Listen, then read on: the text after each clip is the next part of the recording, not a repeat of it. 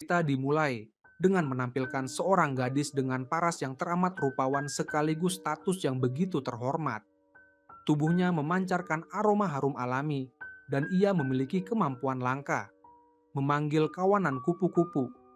Dialah Senjunta, satu-satunya putri dari kerajaan Mongjiai. Konon, siapapun yang berhasil memiliki dirinya akan menggenggam segalanya di dunia ini. Selama ini Senjunta menjalani hari-hari yang tenang di dalam istana. Namun siapa sangka, pada suatu hari sebuah gejolak politik meletus secara tiba-tiba. Raja dan permaisuri terpaksa meninggalkan istana dengan tergesa-gesa, sementara kediaman sang putri diserbu oleh pihak pemberontak. Senjunta cepat-cepat berganti pakaian sederhana dan melarikan diri dari istana bersama dayang setianya. Belum jauh melangkah, mereka mendapati para pengejar sudah menempel rapat di belakang. Rupanya para penyerbu itu telah menerima perintah rahasia dari atasan mereka. Sang putri harus dibawa kembali hidup-hidup. Serangan demi serangan berdesing melintasi tubuh mereka. Terdesak, Senjunta terpaksa berpisah dari dayangnya dan melarikan diri ke dua arah yang berbeda. Namun tak disangka, Acha, pemimpin pihak oposisi, ternyata menguasai ilmu rahasia yang sangat menakutkan. Hanya dengan beberapa langkah perpindahan yang tampak seperti sihir, ia sudah menyusul Senjunta. Dengan mudah ia melumpuhkan sang putri dan bersiap kembali untuk melapor. Tetapi tepat pada saat itu, langit tiba-tiba dipenuhi ribuan kupu-kupu yang berdatangan. Dalam sekejap mata, kawanan itu mengurung tubuh Acha rapat-rapat. Melihat kesempatan itu, Senjunta bergegas melarikan diri. Namun sedetik kemudian, Acha mengaum penuh amarah dan mengerahkan ilmu rahasianya, memusnahkan seluruh kawanan kupu-kupu yang mengepungnya. Senjunta berlari sekuat tenaga hingga kehabisan napas. Setelah menggunakan sisa tenaganya untuk melompati sebuah jurang kecil, kakinya tergelincir. Tubuhnya berguling menuruni lereng, dan lututnya terbentur batu hingga terluka. Ia kesulitan berjalan, sehingga terpaksa bersembunyi di balik sebatang pohon. Tepat pada saat itu, terdengar derap langkah kaki yang mendekat dengan cepat. Dalam kondisi saraf yang tegang seperti tali busur, Senjunta memungut sebatang dahan di tanah. Ia menunggu sampai orang itu cukup dekat, lalu mengayunkan dahan tersebut kuat-kuat. Anehnya, pria yang diserang itu sama sekali tidak melawan. Ia justru terus-menerus menjelaskan bahwa dirinya datang untuk melindungi sang gadis. Sayangnya, saat itu Senjunta sedang dikuasai rasa takut, sehingga tidak ada satu kata pun yang masuk ke telinganya. Di bawah hujan pukulan bertubi-tubi dari sang putri, pria itu akhirnya terpaksa memeluknya erat untuk menghentikan perlawanannya. Pasu, demikian nama pria itu, hendak melanjutkan penjelasannya, tetapi sang putri sudah kehilangan ketenangan dan tak henti-hentinya memakinya sebagai orang yang kurang ajar. Rupanya pria ini adalah seorang letnan pasukan khusus negara. Belum lama berselang, ia bersama sahabat karibnya menerima permintaan dari tunangan sang putri untuk membebaskan dan mengawal gadis itu dengan selamat sampai ke perbatasan. Pasu baru saja membawa Senjunta sampai ke tepi sungai ketika Acha kembali melacak mereka dengan ilmu rahasia yang mengendus aroma tubuh. Dalam keadaan tak ada lagi tempat bersembunyi, Pasu terpaksa memeluk sang putri dan menyelam ke dalam air. Untunglah Senjunta sedikit banyak bisa berenang, sehingga untuk sementara mereka berhasil mengelabui musuh. Namun Acha masih berdiri ragu di tepi sungai dan enggan pergi. Terlalu lama menahan napas di dalam air, Senjunta mulai kehabisan oksigen. Pasu memeluknya erat dan memberi isyarat agar ia bertahan sedikit lebih lama lagi. Tepat pada saat itu, anak buah Acha datang melapor bahwa sang putri tidak ditemukan di sekitar wilayah tersebut. Barulah rombongan itu bergegas pergi. Senjunta nyaris pingsan, namun pada akhirnya mereka berhasil melewati bahaya. Setibanya di daratan, Senjunta teringat pada dayangnya yang terpisah dan bersikeras ingin kembali mencarinya. Tak disangka Pasu berkata bahwa sahabatnya sudah berhasil menyelamatkan sang putri. Kalimat itu membuat Senjunta terpaku sejenak. Ia langsung sadar bahwa pria di hadapannya telah salah mengira dirinya sebagai seorang dayang. Tetapi mengapa Pasu bisa berpikir demikian? Pertama, karena Senjunta memang sedang mengenakan pakaian pelayan. Kedua, karena gadis itu juga sedang diburu. Dan selain sang putri, hanya dayang kepercayaannya yang cukup berharga untuk dikejar sedemikian rupa. Untuk pertama kalinya seumur hidup kecantikannya dipandang sebelah mata. Senjunta marah dan berniat memaki pria itu karena punya mata tetapi tak bisa melihat. Bagaimanapun juga, aura dan parasnya sama sekali tidak mirip seorang pelayan. Siapa sangka, Pasu justru menggodanya sebagai dayang paling berisik di seluruh istana. Habis sudah kesabaran Senjunta. Ia hendak membantah, tetapi Pasu buru-buru menahannya dan mengingatkan agar ia berhati-hati, jangan sampai suaranya memancing musuh. Setelah itu, Pasu berjanji akan segera membawanya ke perbatasan untuk bergabung kembali dengan sang putri. Meski hatinya dipenuhi rasa tidak puas karena menghargai ketulusan pria itu, akhirnya Senjunta mengikutinya dengan setengah hati. Tak lama kemudian malam pun turun. Keduanya terpaksa beristirahat di tengah hutan. Melihat Senjunta masih mengenakan pakaian basah, Pasu berniat baik menyuruhnya melepas pakaian itu agar bisa dikeringkan. Kalimatnya belum selesai, Senjunta sudah panik dan memeluk erat tubuhnya sendiri, mengira pria itu punya niat buruk. Barulah setelah mendengar bahwa Pasu membawa pakaian ganti di dalam ranselnya, ia tersadar dengan wajah memerah bahwa dirinya baru saja menjadi bahan tertawaan. Ia pun balik menyalahkan Pasu karena tidak menjelaskan dengan gamblang sejak awal. Tingkah gadis itu yang salah tingkah namun menggemaskan membuat Pasu tak bisa menahan tawa. Meski begitu, ia tetap dengan penuh perhatian mengeluarkan pakaian ganti dan menyerahkannya.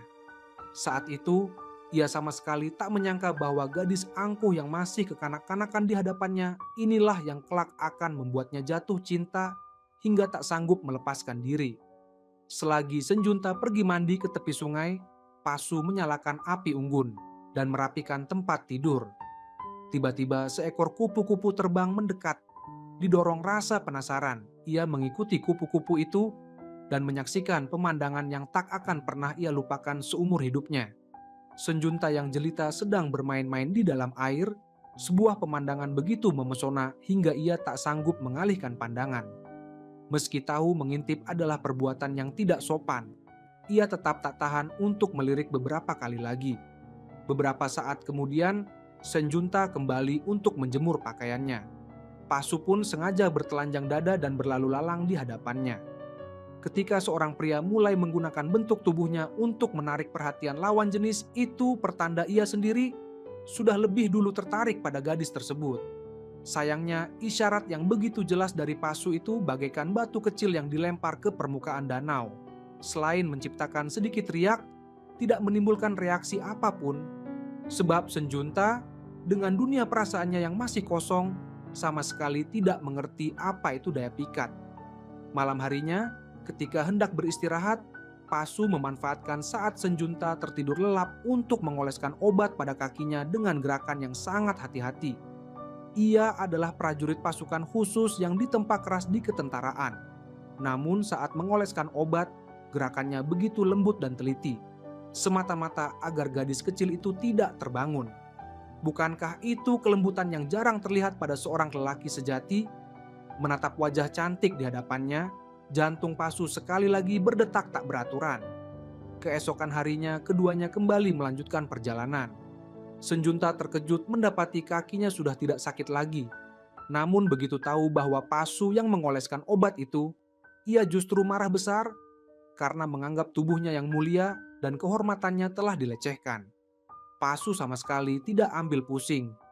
Ia bahkan sengaja menggodanya, menyuruh sang putri mendaki bukit yang terjal lebih dulu, baru kemudian memberitahu bahwa sebenarnya ada jalan datar yang jauh lebih mudah. Dikerjai berkali-kali, kesabaran Senjunta habis. Ia pun memberi pria itu satu pukulan yang cukup menyakitkan. Namun di tengah kejar-kejaran bercanda itu, Senjunta tiba-tiba disergap oleh sekelompok orang jahat yang sudah menghadang. Mereka hendak menyerahkan gadis itu kepada Aca demi mendapatkan hadiah. Pasu diam-diam merapat untuk membebaskannya, tetapi ia keburu ketahuan oleh beberapa orang.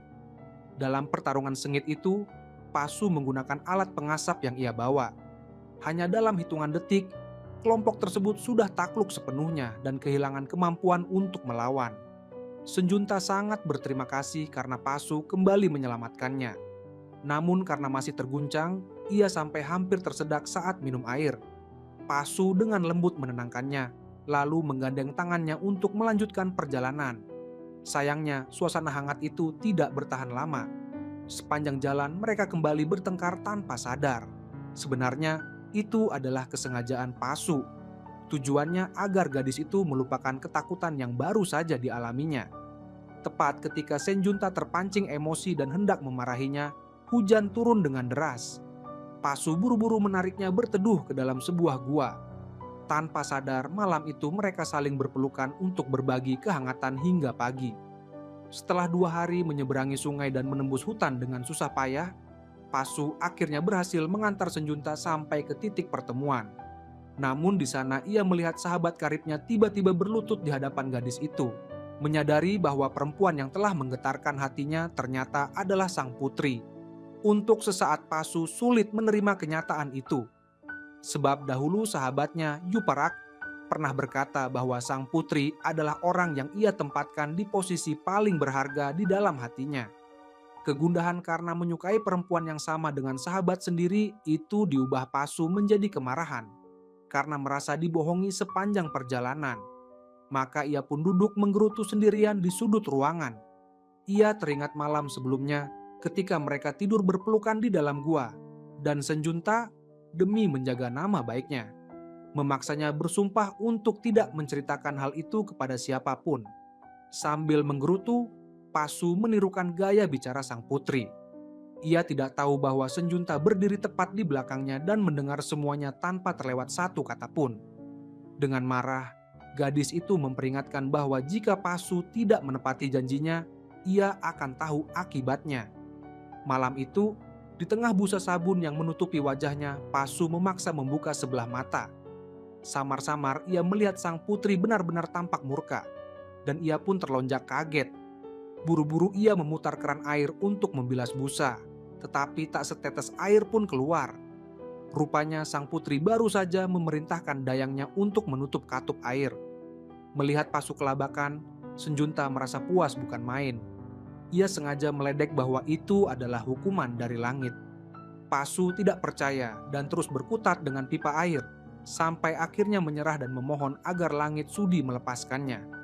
Pemandangan lucu itu membuat sudut bibir Senjunta terangkat tanpa bisa ditahan. Tiba-tiba busa sabun masuk ke mata Pasu hingga terasa perih. Senjunta bergegas mengambil handuk dan mengelapnya dengan lembut. Setelah busa itu bersih, Pasu membuka matanya. Dan wajah jelita Senjunta terpampang begitu dekat di hadapannya. Dalam sekejap ia terpaku seperti batu. Tatapan itu pun terukir dalam di benak Senjunta. Tatapan itulah yang membuat hati seorang gadis yang belum pernah mengenal cinta mulai bergetar. Udara di sekeliling mereka pun seolah dipenuhi aroma asmara. Setelah mengembalikan kesadarannya, Pasu meminta maaf kepada Senjunta. Ia berkata, seandainya sejak awal tahu gadis itu adalah putri yang mulia, ia pasti akan melindunginya dengan jauh lebih sungguh-sungguh. Namun ketika Senjunta dengan tulus mengucapkan terima kasih, Pasu justru bergurau bahwa ini adalah misi terburuk yang pernah ia jalani. Melihat pria itu sebentar serius, sebentar bercanda, Senjunta kesal dan memilih tidak lagi menggubrisnya. Percakapan keduanya ternyata didengar oleh Yuparak yang berdiri di sudut ruangan. Yuparak telah diam-diam mencintai sang putri selama bertahun-tahun. Tetapi karena jurang perbedaan status, ia tak pernah berani menyatakan perasaannya. Menyaksikan sahabat karibnya bisa bercanda dan tertawa akrab dengan sang putri, rasa cemburu mulai bergolak di dadanya. Setelah itu, Senjunta menunggu sepanjang hari, tetapi ayah dan ibunya tak kunjung tiba di titik pertemuan. Rupanya di tengah perjalanan, Raja dan Permaisuri diserang secara diam-diam oleh pihak oposisi. Untunglah ayah Yuparak bersama pasukan pengawal berhasil melindungi mereka dengan selamat. Namun karena kendaraan mereka rusak parah, mereka kehilangan alat transportasi dan tidak bisa tiba tepat waktu. Keesokan paginya, Senjunta yang sangat mencemaskan keselamatan kedua orang tuanya, naik seorang diri ke puncak bukit dan menangis. Kawanan kupu-kupu berdatangan mengelilingi dan melindunginya. Ketika Pasu menemukannya dalam suasana hati yang buruk, ia segera menghampiri untuk menghibur. Pasu berjanji akan membawa mereka semua ke perbatasan dengan selamat, lalu mengulurkan tangan dan menyeka air mata di sudut mata gadis itu. Kelembutan tanpa suara dari pria itu seketika menenangkan hati Senjunta yang sedang kalut. Agar perjalanan tidak tertunda, rombongan memutuskan berangkat lebih dulu menuju perbatasan.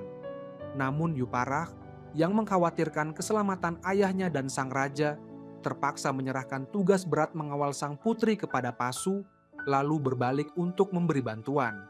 Sebelum pergi, ia tak henti-hentinya berpesan kepada Pasu, jangan sekali-kali jatuh cinta pada putri kesayangannya. Orang bilang cinta pada pandangan pertama selalu berawal dari getaran karena paras yang memesona. Bahkan seorang letnan pasukan khusus setegas Pasu pun tak sanggup melawan daya magis cinta. Namun tepat ketika ia menyadari dirinya telah jatuh hati pada dayang yang angkuh itu, ia justru terhenyak mendapati bahwa gadis itu adalah putri kerajaan Monggiai yang tinggi hati. Dan yang lebih ironis lagi, gadis itu pula yang selama bertahun-tahun menjadi pujaan hati sahabat karibnya. Sadar betul akan jurang perbedaan status di antara mereka, Pasu semula berniat mengubur perasaan itu dalam-dalam. Siapa sangka, sahabatnya justru bersikeras kembali untuk menjalankan misi penyelamatan, dan sekali lagi menyerahkan tugas mengawal sang putri kepadanya. Hal ini membuat hati Pasu diliputi kegembiraan sekaligus kegelisahan. Gembira karena ia mendapat lebih banyak waktu untuk berada di dekat gadis itu. Gelisah karena takut dirinya tak sanggup lagi menahan jantungnya yang berdetak tak keruan siang dan malam. Demi kelancaran perjalanan menuju perbatasan untuk bergabung dengan sang raja, Pasu menyamarkan Senjunta sebagai gadis desa yang sederhana. Sayangnya, meski mengenakan pakaian lusuh dan tanpa riasan sedikit pun, kecantikan alami sang putri tetap tidak bisa disembunyikan. Wajah jelita itu bagaikan aliran air manis yang selalu mengundang tatapan orang-orang di sepanjang jalan. Benar saja, Senjunta digoda oleh dua pria asing. Melihat itu, Pasu segera menarik gadis itu ke dalam pelukannya. Merengkuh pinggangnya lalu tersenyum sambil menegaskan bahwa perempuan ini adalah istrinya. Melihat kedua pria itu tampak tidak percaya, Pasu tersenyum penuh arti dan mengedipkan mata sebagai isyarat kepada Senjunta. Lalu menjelaskan bahwa mereka adalah pasangan suami istri yang sedang dalam perjalanan pulang menengok mertua di kampung.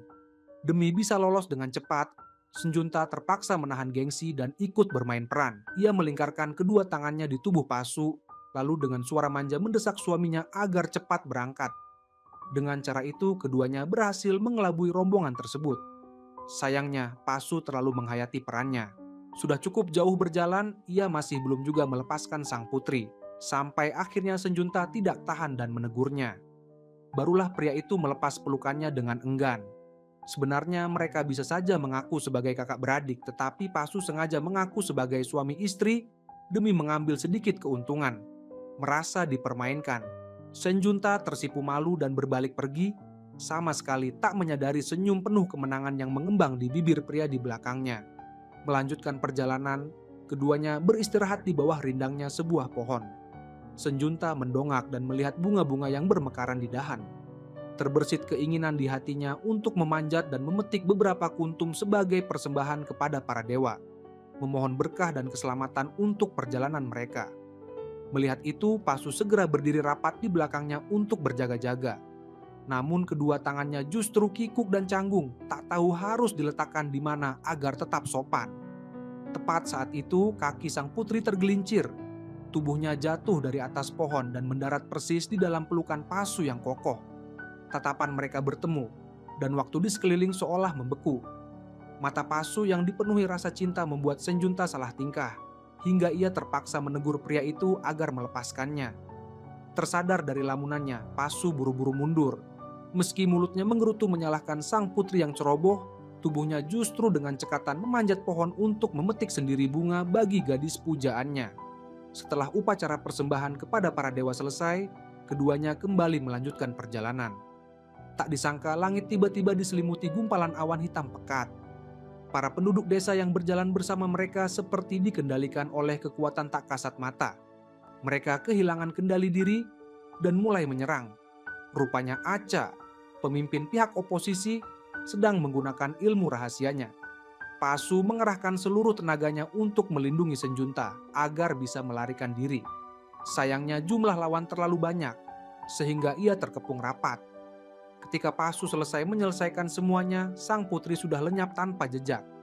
Seorang perempuan yang dikendalikan telah menyeret Senjunta jauh ke dalam hutan dan mencengkeram pakaiannya dengan kasar.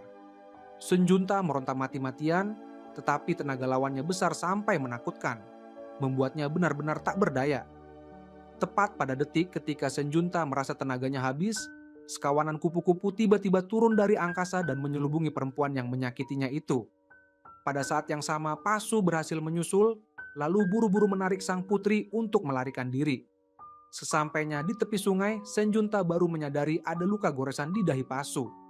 Dengan penuh perhatian, ia membersihkan dan merawat luka itu. Menatap sang putri yang begitu cantik dan lembut di hadapannya, Pasu tak kuasa menahan diri untuk menanyakan hal yang selama ini mengganjal di benaknya. Rupanya, sejak Senjunta menangis untuk pertama kali saat dilahirkan, ia sudah selalu dinaungi oleh kawanan kupu-kupu. Seorang biksu agung yang mendalami ajaran Buddha pernah meramalkan bahwa itu adalah berkah dari para dewa. Jika ada pria yang berhasil menikahinya, pria itu akan memperoleh segala yang ia dambakan. Di mata orang banyak, hal itu mungkin merupakan kehormatan tertinggi. Namun bagi Senjunta, ramalan itu justru menjadikannya kunci dalam perebutan kekuasaan. Itulah sebabnya pihak oposisi memburunya sedemikian gencar. Kawanan kupu-kupu itu tampak melindunginya, tetapi pada kenyataannya mengikatnya dengan belenggu yang tak kasat mata. Ketika keduanya masih di tengah percakapan, perempuan yang tadi dikepung kupu-kupu tiba-tiba muncul dari belakang. Ia mendorong sang putri hingga terjatuh, lalu menyerbu ganas untuk kembali menguasainya. Melihat itu, Pasu buru-buru melepas untaian tasbih Buddha dari lehernya dan mengalungkannya ke leher perempuan tersebut. Akhirnya kekuatan tak kasat mata yang mencengkeram pikiran perempuan itu berhasil disucikan sepenuhnya. Segera setelah itu, Pasu menggendong sang putri yang jatuh pingsan. Mengikuti arahan kawanan kupu-kupu, ia menemukan sebuah gubuk beratap jerami.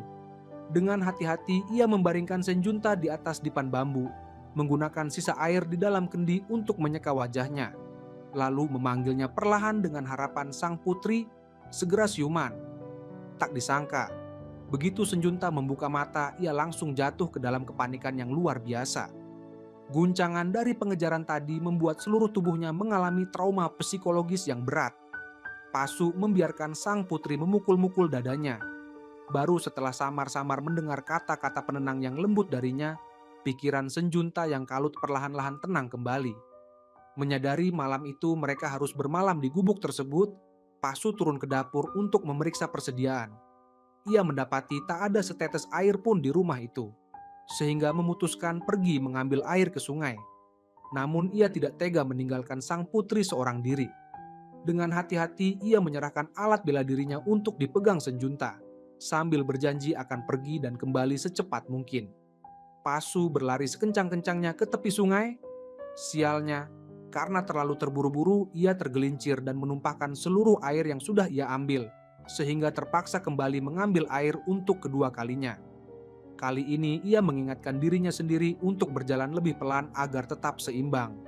Akhirnya ia berhasil membawa air itu sampai ke gubuk. Tetapi baru 3 menit berlalu, sang putri sudah lenyap tanpa jejak. Jantung Pasu seolah berhenti berdetak seketika.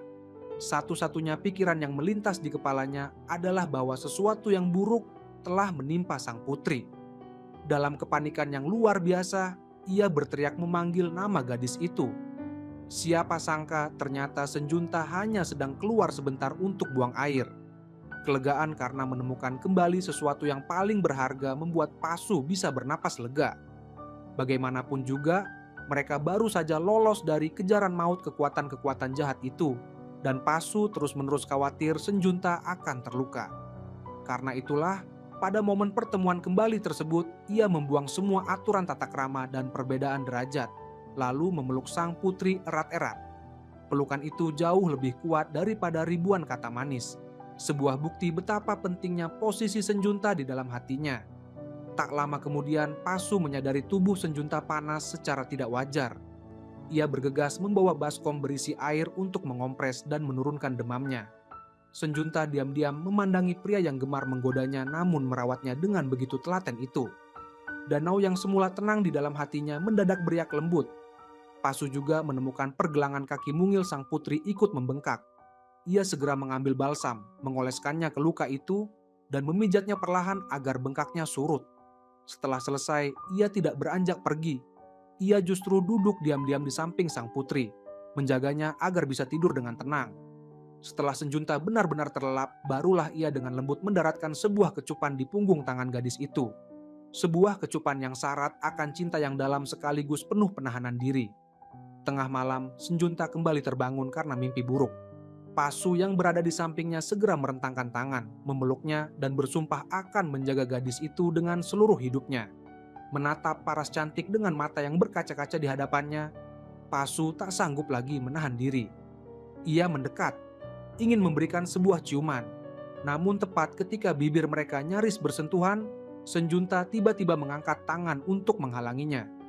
Tindakan itu sama sekali bukan penolakan, melainkan bentuk perlindungan. Ia tidak ingin orang yang dicintainya ikut tertular sakit. Malam itu, kedua insan tersebut kembali saling merapatkan diri dan tertidur. Pagi harinya, Senjunta terbangun dengan pandangan yang masih samar dan mendapati Pasu masih menggenggam erat tangannya sepanjang malam. Rasa hangat pun membuncah di hatinya. Meski demamnya sudah benar-benar turun, Pasu tetap merasa khawatir. Ia bahkan menggendong sang putri untuk pergi menggosok gigi dan mencuci muka. Setelah semuanya siap, ketika keduanya hendak melangkah keluar, mereka mendadak terpaku melihat sesajen yang diletakkan di depan pintu. Menyadari bahwa pemilik rumah itu sudah tidak lagi berada di dunia ini, mereka segera berlutut dan bersujud untuk mengucapkan terima kasih karena telah diizinkan menumpang bermalam. Barangkali ketulusan pasangan itulah yang menyentuh hati sang pemilik rumah. Sebab ketika pihak oposisi tiba di depan pintu, sesosok bayangan samar tiba-tiba muncul dan menghadang langkah Acha. Melihat kesempatan itu, Pasu buru-buru menarik tangan sang putri dan berlari sekencang-kencangnya untuk sementara terlepas dari kepungan bahaya. Sepasang kekasih itu berniat menumpang kendaraan menuju perbatasan. Sial bagi mereka, bus terakhir baru saja berangkat. Tak ada pilihan lain, keduanya menyewa sebuah kamar di penginapan untuk beristirahat. Karena kelelahan menempuh perjalanan jauh, pergelangan kaki Senjunta kembali membengkak. Pasu merasa iba bukan main dan kembali mengambil balsam untuk memijatnya. Senjunta terpaku menatap wajah pria itu yang begitu serius. Kehangatan di hatinya sekali lagi menyebar dengan kuat.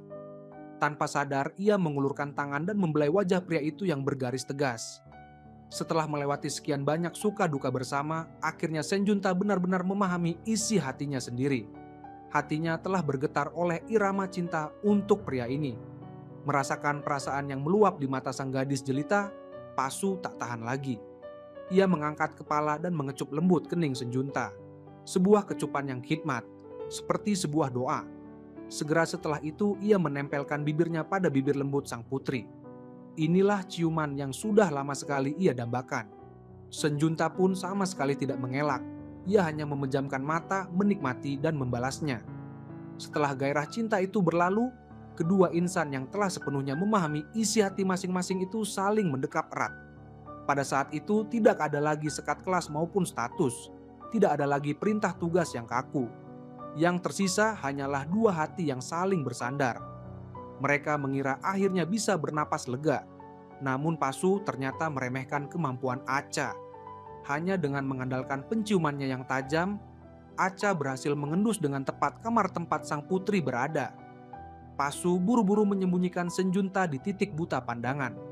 Keduanya menahan napas. Jantung berdegup kencang seolah hendak melompat keluar dari dada. Sayangnya, ketika mereka diam-diam beranjak pergi, keberadaan mereka tetap terbongkar. Dengan refleks yang sangat cepat, Pasu dengan mudah merobohkan beberapa anak buah hanya dalam beberapa jurus dasar. Namun suara perkelahian itu memancing perhatian Acha. Ia melesat mendekat secepat kilat begitu mencium aroma sasarannya. Pasu melukai Acha, lalu segera melompat ke atas sepeda motor dan membawa sang putri melaju kencang. Angin menderu di telinga. Senjunta memeluk erat pinggang Pasu. Akhirnya mereka berhasil meninggalkan lawan jauh di belakang.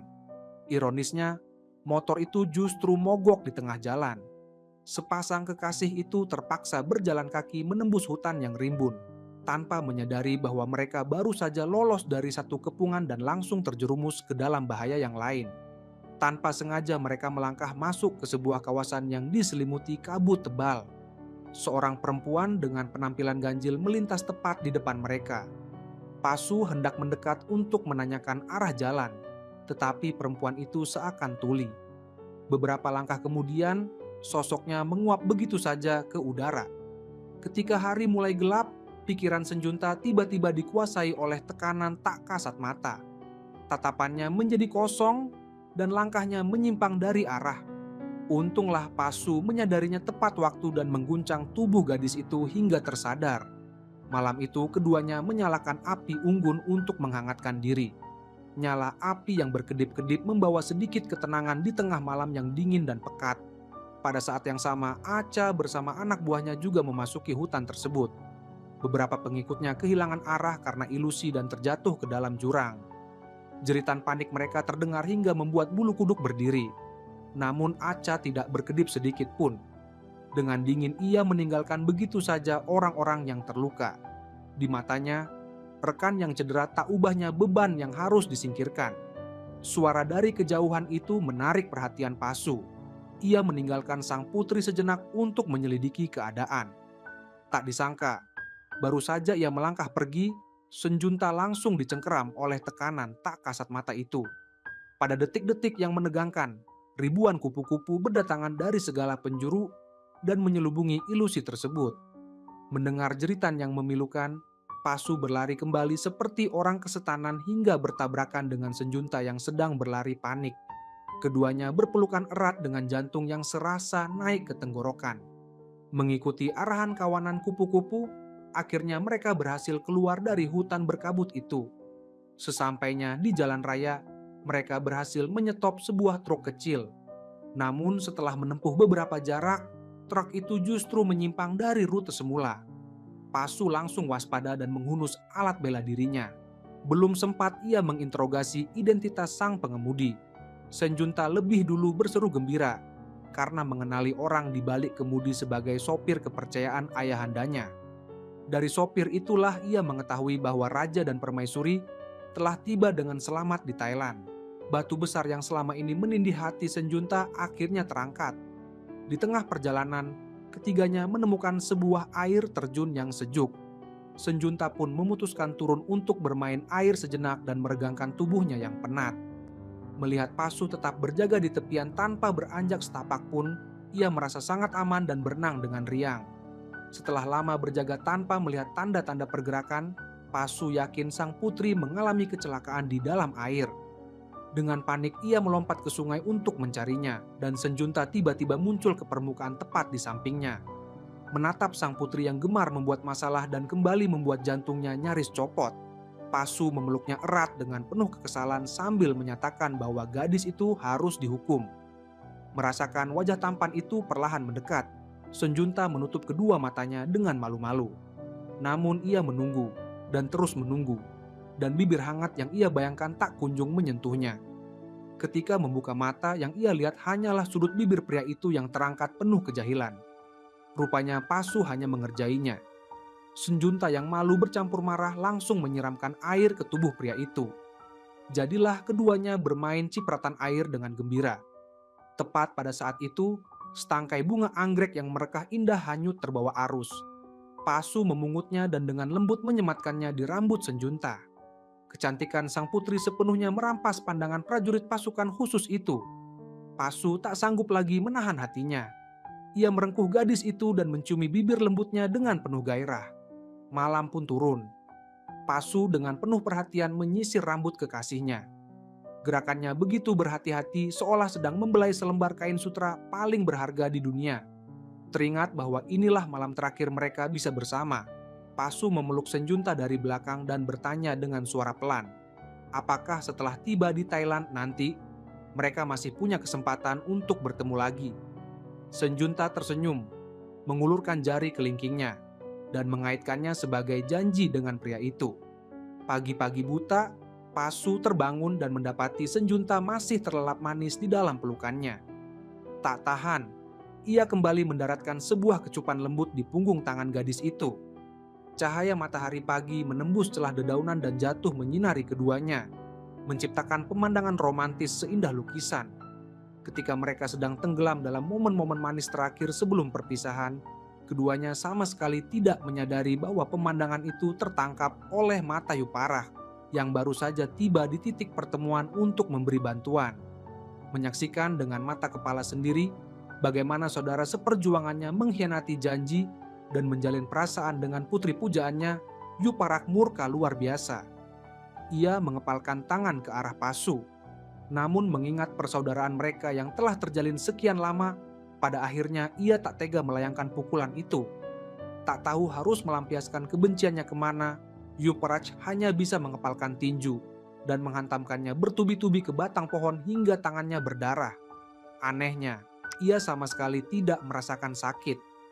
Banyak orang mungkin mengira perubahan sifat Yuparaj terjadi terlalu mendadak, padahal benih itu sudah lama sekali ditanam. Yuparaj mencintai sang putri diam-diam selama bertahun-tahun, tetapi demi tugas ia rela menyerahkan tanggung jawab pengawalan kepada Pasu. Ia mengira saudara terbaiknya akan melindungi perempuan pujaannya. Siapa sangka, saudaranya itu justru merampas hati sang putri. Karena itulah, pukulan bertubi-tubi tadi bukanlah kemarahan yang ditumpahkan pada batang pohon, melainkan cara menyalahkan dirinya sendiri yang buta, karena telah salah menaruh kepercayaan. Pada saat itulah benih kedengkian mulai bertunas di lubuk hati Yuparaj. Karena itu pula, ketika kekuatan pihak oposisi merapat, Yuparaj sengaja bersembunyi dan tidak mau menampakkan diri. Ia menunggu sampai Pasu, demi melindungi sang putri, maju sendirian untuk mengalihkan perhatian musuh, barulah ia berpura-pura datang terlambat sebagai bantuan. Tanpa mengetahui isi hati sahabatnya, Pasu dengan tenang menitipkan sang putri kepada Yuparaj, sementara ia sendiri bertahan untuk menahan laju para penjahat. Ia masih sepenuh hati percaya bahwa saudaranya yang tumbuh bersamanya sejak kecil itu pasti akan melindungi sang putri yang paling ia sayangi.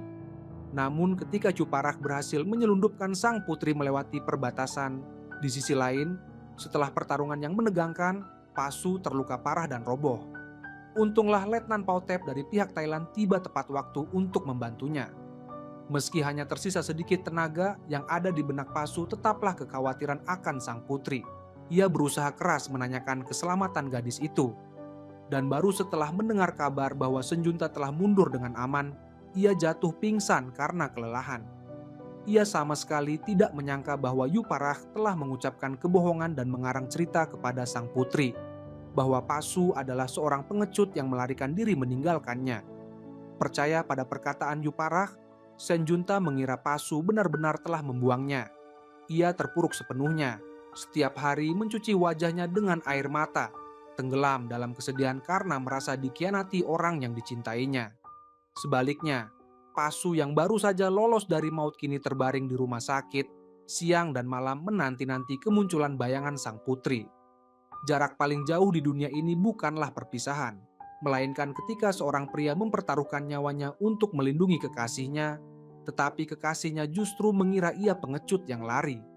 Ternyata, yang mencekik sebuah cinta bukanlah kehadiran orang ketiga, melainkan salah paham yang menumpuk dan tak pernah diluruskan. Setelah berhari-hari menunggu dengan sia-sia, Pasu tetap tak melihat bayangan kekasihnya. Letnan Pautep tidak tega menyaksikan sahabatnya kian kurus seperti orang kehilangan jiwa setiap harinya. Maka dengan membawa segudang pertanyaan, ia mendatangi dayang kepercayaan sang putri. Namun belum sempat ia bertanya apapun, Yuparaj lebih dulu menghadang langkahnya. Yuparaj beralasan bahwa sang putri sedang sibuk mengurus pekerjaan yang akan datang dan tidak punya waktu menerima tamu. Setelah melontarkan beberapa kalimat basa-basi untuk mengusir Pautep, ia langsung berbalik masuk ke dalam dan membohongi sang putri, mengatakan bahwa Pasu telah pulih dan kembali ke kesatuannya untuk menerima tugas baru. Mendengar kabar itu, kekecewaan Senjunta terhadap Pasu semakin menumpuk. Ternyata pria itu bukan hanya mundur di hadapan bahaya, tetapi juga pergi memutus segalanya tanpa meninggalkan sepatah kata penjelasan pun. Di sisi yang berlawanan, sepulangnya dari sana, Letnan Pautep menyampaikan kepada Pasu bahwa sang putri akan segera menikah. Kabar yang bagaikan petir di siang bolong itu memberi pukulan berat bagi Pasu yang sedang terbaring memulihkan diri. Ia yakin sang putri telah berpaling hati dan mengingkari janji yang pernah mereka ikat bersama. Namun sedalam apapun salah paham berakar, jodoh tetap akan menarik dua insan yang saling mencinta untuk kembali bertemu. Pada suatu hari, ketika baru saja pulih dari cederanya, Pasu berjalan-jalan di sebuah pasar yang ramai. Tiba-tiba ia mendengar suara yang begitu akrab, suara yang siang malam ia rindukan. Saat ia menoleh, gadis yang selama ini ia dambakan, Putri Senjunta, berdiri tepat di depan matanya. Jika suatu hari orang yang paling kau cintai tiba-tiba mengucapkan perpisahan tanpa alasan, apakah kau akan berbalik pergi begitu saja atau tetap gigih mengejarnya? Jelas sekali, pria di hadapan kita ini memilih pilihan kedua. Dengan hati yang bergejolak, ia mempercepat langkah mengejar sang putri, ingin menanyakan duduk perkaranya. Namun Yuparah kembali menghadangnya dengan tatapan penuh amarah dan kata-kata yang menghalangi. Yuparak sengaja menyinggung soal status tunangan sang putri, membuat hati Senjunta yang sudah terluka semakin kecewa terhadap Pasu. Pada saat itu, tunangan sang putri, Pangeran Anton, datang menghampiri. Ia bahkan dengan santai menggenggam tangan Senjunta yang halus. Hal ini membuat Pasu benar-benar yakin bahwa keduanya memang akan segera menikah. Begitulah, keduanya kembali kehilangan kesempatan untuk saling menjelaskan. Semula dikira jalan hidup mereka tak akan lagi bersinggungan. Namun takdir kembali mempertemukan keduanya. Hari itu, Pasu pergi bersama kedua orang tuanya ke sebuah tempat penggergajian kayu untuk memilih bahan bangunan rumah. Dan sekali lagi bertemu dengan perempuan di hatinya yang sulit ia lupakan. Ia pun diam-diam berjalan mengikuti sang putri dari belakang. Senjunta samar-samar merasa ada yang mengikutinya. Dengan waspada ia berkali-kali menoleh ke belakang. Siapa sangka, begitu ia berbalik badan, tubuhnya justru langsung terkurung dalam pelukan Pasu. Di dalam hati Pasu ada ribuan kata yang ingin diucapkan, tetapi tak satu pun mampu keluar dari mulutnya. Semuanya hanya tersimpan di dalam tatapan matanya yang penuh cinta. Namun Senjunta berpura-pura tidak melihat. Sekali lagi Yuparak datang memotong momen itu, bahkan menghalangi Pasu untuk mendekati sang putri yang ia cintai. Tepat pada waktu itu, orang-orang pemberontak pimpinan Acha telah menyusup diam-diam ke Thailand. Mereka berniat memanfaatkan kesempatan untuk mendekati sang raja dan membawa pergi sang putri. Tak lama kemudian, pihak Thailand menerima informasi tersebut dan sekali lagi menugaskan Pasu untuk melindungi sang putri secara diam-diam. Maka Pasu pun mendirikan tenda di kejauhan dan berjaga siang malam. Letnan Pautep yang ingin mendamaikan sahabatnya dengan sang putri membawa Pasu menemui Dayang kepercayaan Senjunta. Setelah mendengar penjelasan mereka, sang Dayang dengan senang hati bersedia membantu. Maka pada malam harinya, Dayang itu sengaja menahan Yuparak yang sedang berjaga di luar, sehingga Pasu berhasil menyelinap masuk ke dalam kamar sang putri. Melihat sang putri tetap terlihat begitu cantik bahkan dalam posisi tidurnya, Pasu tak kuasa menahan diri untuk menggenggam tangannya dengan lembut. Senjunta yang terbangun hendak menjerit, tetapi mulutnya buru-buru dibekap Pasu. Tak disangka, sedetik kemudian sang putri kembali bersuara keras sehingga Pasu terpaksa memeluknya erat-erat. Melihat pria itu tak juga mau melepaskan tangannya, Senjunta membalas dengan satu dorongan kuat. Memanfaatkan saat Pasu terjatuh, ia buru-buru bangkit dan menjauh. Pasu berdiri sambil merajuk, mengeluh bahwa putrinya bertindak terlalu kasar. Senjunta balas menyuruhnya berhenti berakting dan segera menjelaskan tujuan kedatangannya. Melihat sang putri tercinta hampir meledak amarahnya, Pasu akhirnya mengaku bahwa ia datang untuk berbaikan. Mendengar itu, Senjunta langsung menunjuk ke arah pintu, memberi isyarat agar pria itu pergi saja. Setelah puas bercanda, Pasu menjelaskan dengan serius kepada Senjunta.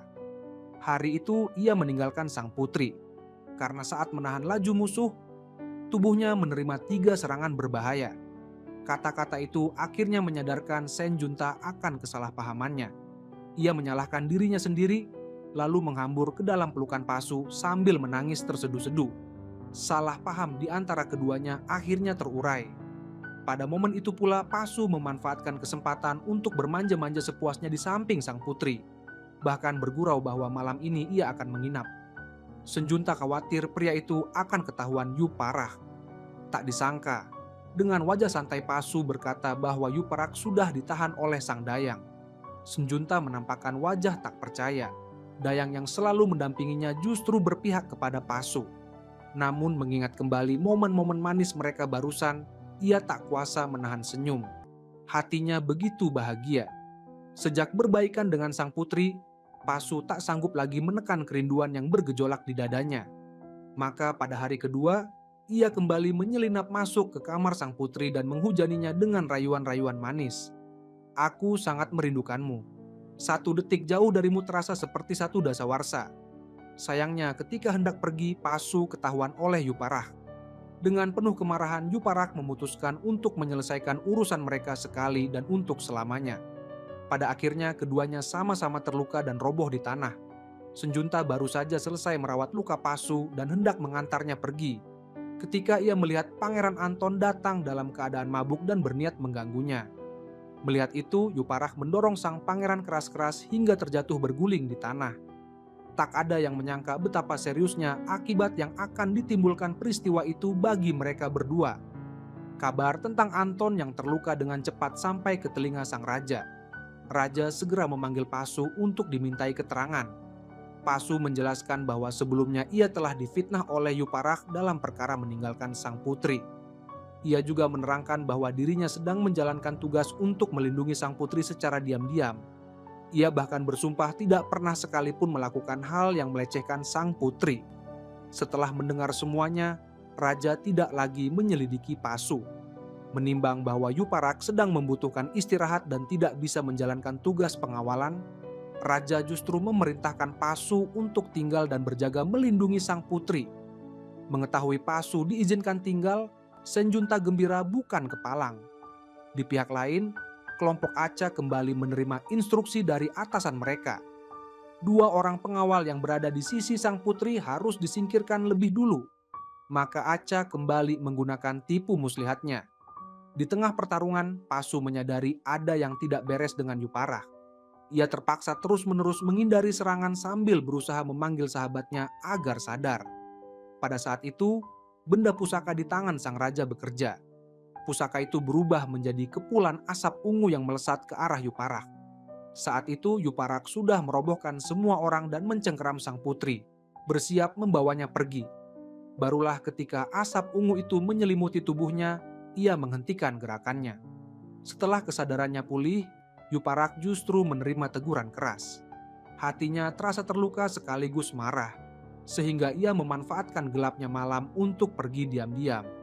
Namun ia tetap tak sanggup melepaskan sang putri yang ia cintai. Maka pada siang harinya ia menunggu di depan tempat kerja sang putri. Ia ingin mengungkapkan perasaan yang telah ia pendam di dalam hati selama bertahun-tahun. Pasu sebenarnya tidak mengizinkan Yuparah membawa sang putri pergi, tetapi Senjunta justru ingin memanfaatkan kesempatan itu untuk berbicara dengan jelas kepada Yuparah. Ketika hanya berdua, ia menolak Yuparah dengan tegas. Tidak terima dengan kenyataan bahwa sang putri mencintai Pasu, Yuparah sekali lagi memutuskan untuk mengadu kekuatan mati-matian dengannya. Namun tepat ketika ia hendak melancarkan pukulan penentu ke arah Pasu, Senjunta melompat maju dan menghadang di depan pria itu. Tak tega melukai sang putri, Yuparah terpaksa membiarkan keduanya pergi. Baru beberapa langkah berjalan, mereka dihadang oleh 4 orang bertopeng. Untunglah Yuparah turun tangan membantu tepat pada waktunya.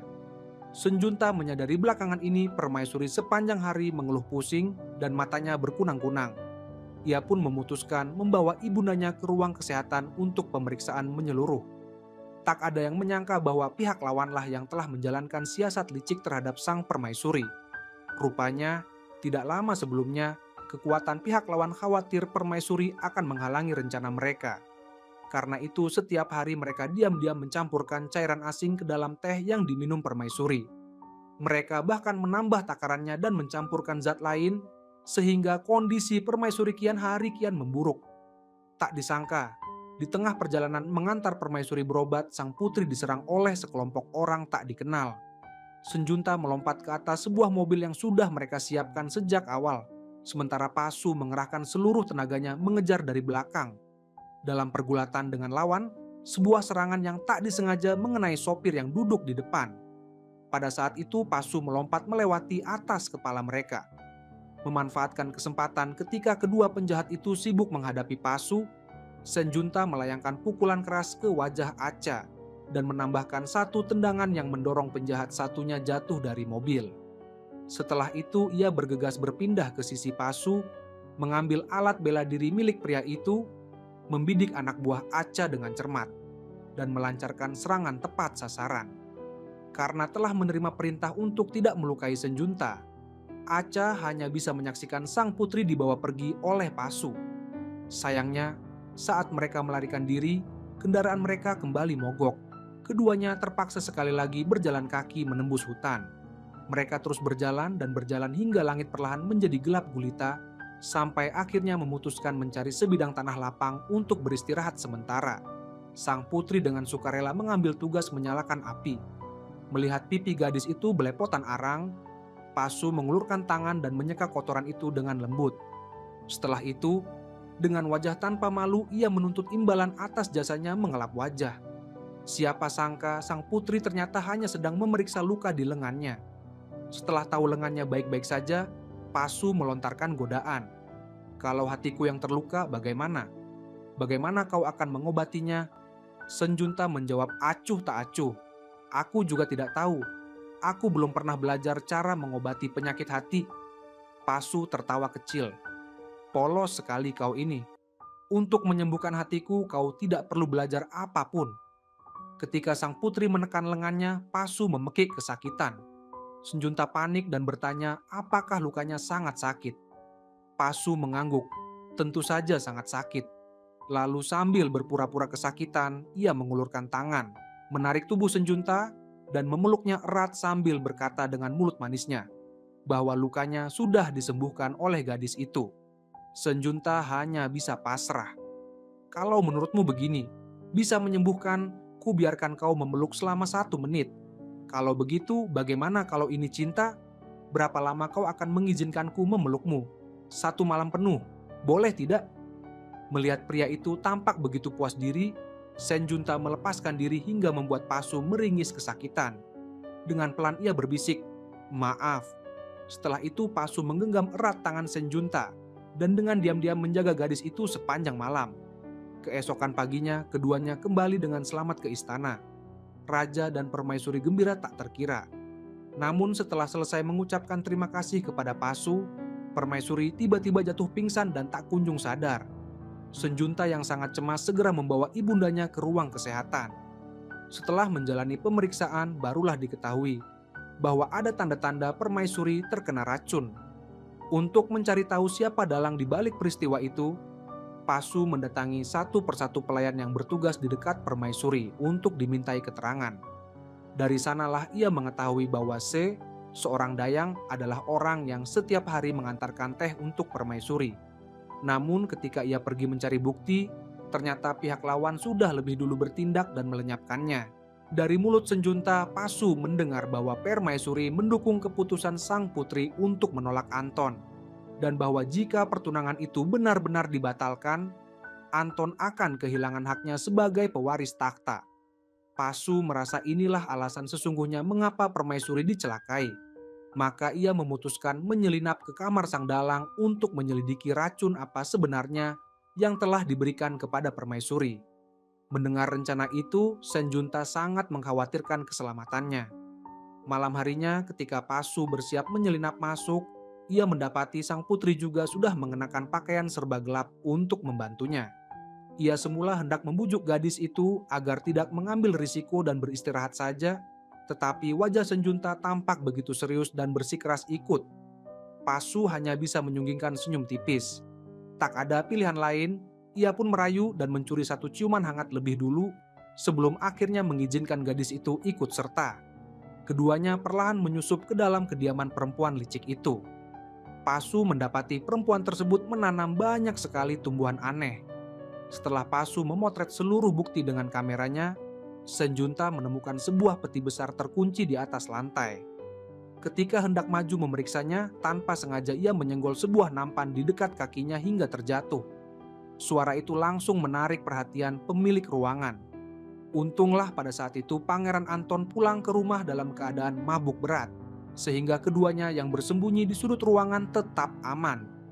Namun Pasu justru memanfaatkan momen itu untuk memeluk erat Senjunta dan menikmati kebersamaan yang manis. Sekembalinya, Pasu menyerahkan seluruh foto kepada pihak keamanan untuk ditindaklanjuti.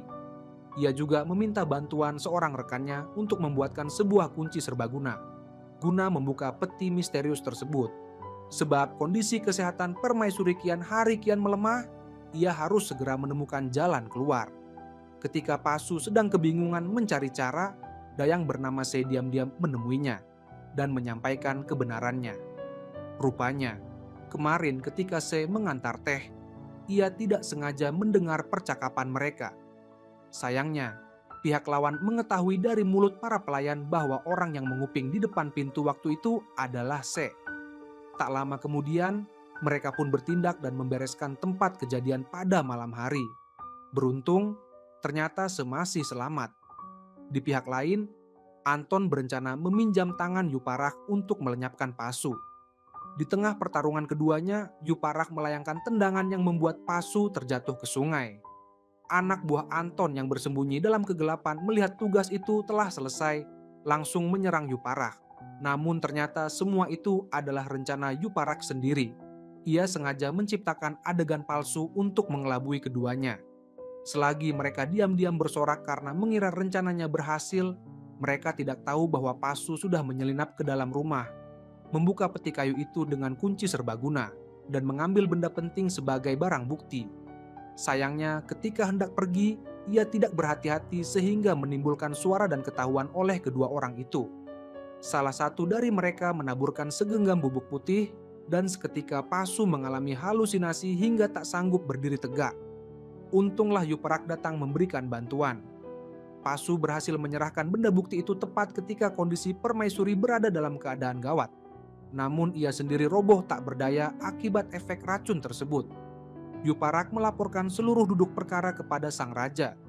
Raja segera memanggil Anton beserta ibunya untuk dimintai pertanggungjawaban. Tak disangka Se muncul sebagai saksi, sehingga semua kebusukan mereka terbongkar. Melihat rencana mereka terbongkar, keduanya buru-buru menyandera seorang dayang di dekat mereka, lalu melarikan diri. Demi menyelamatkan Pasu, Senjunta meracik ramuan herbal sesuai resep rahasia dan segera meminumkannya kepada Pasu yang masih tak sadarkan diri. Namun setelah sekian lama, Pasu tetap belum juga siuman.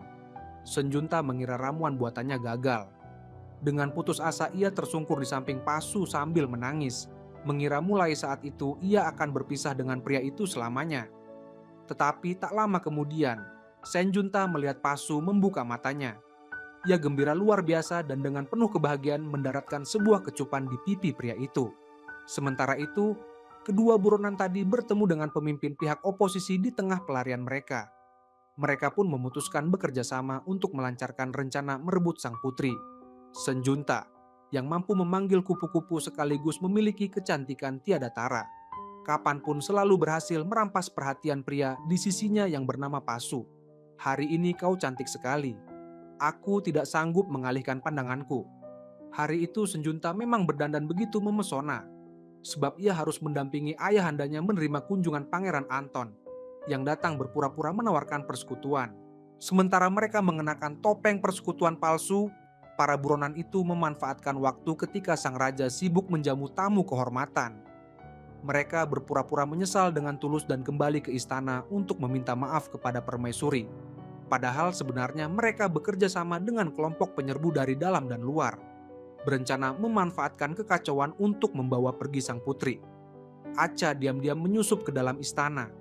Dalam situasi yang kacau, Anton memanfaatkan kesempatan untuk membawa sang putri dan menyerahkannya kepada bos besar mereka, Anggu, sebagai alat tukar demi rencana masa depan mereka atas kerajaan Monggyai. Melihat sang putri sudah berada di tangannya, Anggu segera memerintahkan pasukannya untuk mundur. Adapun Anton, saat hendak melarikan diri, berhasil dilumpuhkan oleh Letnan Pautep. Ibu Anton pun ikut terpuruk karena ulah putranya dan menanggung seluruh akibat perbuatan mereka. Sehari sebelumnya, demi melindungi sang putri, Pasu telah diam-diam membuntuti kelompok itu di sepanjang jalan, hingga akhirnya menemukan tempat Senjunta disekap. Ketika ia bersiap menyelinap masuk, ia mendapati Yuparak juga datang untuk membantu. Setelah keduanya menyelesaikan sekelompok anak buah di bawah komando Angu dan bersiap bahu-membahu menghadapi sang pemimpin, Aca datang tepat pada waktunya. Meskipun 2 lawan 1, mereka tetap tak sanggup mengalahkan Aca. Rupanya Aca memiliki kemampuan khusus berupa pelindung tubuh yang membuatnya tak tergores sedikit pun. Maka Yuparah menggunakan senjata yang telah disiapkannya sejak awal dan akhirnya berhasil memecahkan pelindung itu hingga Aca tumbang. Melihat hal itu, Angu langsung mengeluarkan jurus pamungkasnya. Hanya dengan satu serangan, kedua pria itu terpelanting ke tanah. Senjunta buru-buru memanggil kawanan kupu-kupu untuk membantu. Pasu memanfaatkan kesempatan itu untuk mengeluarkan benda pusakanya, membidik dengan tepat, dan melancarkan serangan terakhir hingga Angu pun akhirnya bertekuk lutut. Setelah semuanya berakhir, Senjunta melangkah lebar dan menghambur lurus ke dalam pelukan Pasu. Sesudah itu, Pasu beristirahat memulihkan diri di rumah sakit, dan Senjunta selalu berada di sisinya untuk merawatnya dengan penuh perhatian. Karena berterima kasih atas jasa Pasu yang telah menyelamatkan nyawa putrinya, Permaisuri merestui hubungan keduanya. Begitu keluar dari rumah sakit, Pasu pun dengan terus terang menceritakan hubungannya dengan sang putri kepada ibunya. Sementara itu, Yuparah kembali ke sisi Senjunta sebagai pengawal pelindungnya.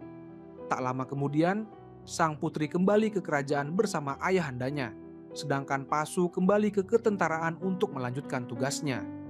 Pada suatu hari, ketika Senjunta sedang membantu mengobati pasien di sebuah barak, seorang pria bertopeng datang meminta diperiksa. Pria itu berkata, "Hatiku telah dicuri orang. Karena itu aku datang ke sini untuk mencarinya kembali." Kain penutup wajahnya dibuka, memperlihatkan wajah yang begitu ia kenal. Senjunta tersenyum dan mencibir manja. "Baru sekarang kau datang? Kenapa lama sekali?" Pasu menjawab, "Karena aku punya satu misi yang sangat penting yang harus kuselesaikan di kerajaan Monggiai. Jadi aku harus mempersiapkan segalanya dengan matang." "Misi penting apa?" "Sekarang belum bisa kuberitahukan kepadamu. Aku harus melapor dulu kepada raja dan permaisuri." Keesokan paginya, dengan hati penuh tanda tanya, Senjunta membawa Pasu menghadap ayahandanya. Tak disangka, pria itu justru menyatakan dengan lantang bahwa kedatangannya adalah untuk melamar. Pasu mengeluarkan sebuah cincin, berlutut dengan satu kaki dan secara resmi meminang, "Maukah kau menjadi istriku?" Senjunta meneteskan air mata bahagia dan mengangguk menerima. Setelah itu ia mengenakan sebuah mahkota yang begitu indah di kepalanya, lalu berdansa bersama pengawal yang ia cintai sepenuh hati diiringi alunan musik yang merdu. Ketika tarian berakhir, keduanya bergandengan tangan menuju balkon. Pasu memeluknya dan berbisik, "Sebenarnya aku ingin menikahimu hari ini juga, atau paling lambat besok. Begitu tugasku di ketentaraan selesai, kita akan langsung menyelenggarakan pernikahan. Setelah itu, seumur hidup ini aku hanya punya satu tugas yang harus kutunaikan, yaitu merawat putriku selamanya." Namun bagi Pasu, masa penantian itu terasa seperti berlangsung selama 1 abad. Pada akhirnya, dengan restu dari sang raja, ia resmi mempersunting putri yang selama ini ia cintai.